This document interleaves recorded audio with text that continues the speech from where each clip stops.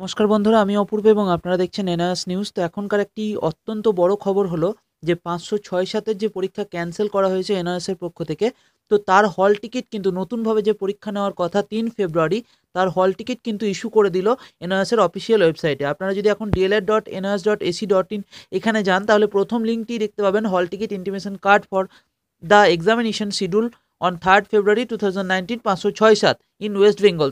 তো এখানে ক্লিক করলে এটা খুলছে না, এখন হয়তো আপনাদেরও খুলবে না, কি হয়তো সার্ভারে চাপ রয়েছে যে কারণে হয়তো খুলছে না, খুব তাড়াতাড়ি হয়তো এটা অ্যাক্টিভেট হয়ে যাবে।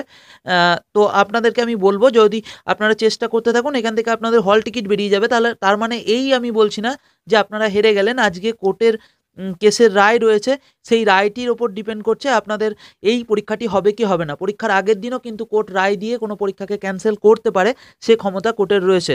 তো আপনাদেরকে এখনও হতাশ হতে মানা করব। আপনাদেরকে যেটা বলবো, এখানে ট্রাই করে আপনারা দেখুন আপনাদের হল টিকিটটা বের হচ্ছে কিনা, সেটা বের করে রাখুন।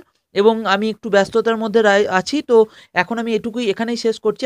আমি আপনাদেরকে সন্ধ্যের দিকে ডিটেলসে আপডেট দিয়ে দেবো কেস সংক্রান্ত এবং এই হল টিকিট সংক্রান্ত আরও যা কিছু ইনফরমেশন আসবে অবশ্যই আপডেট দিয়ে দেবো। তো এখনকার মতো ভিডিওটিতে এই পর্যন্তই, আবারও দেখাবেন নতুন কোনো ভিডিওতে। ততক্ষণ ভালো থাকবেন, সুস্থ থাকবেন।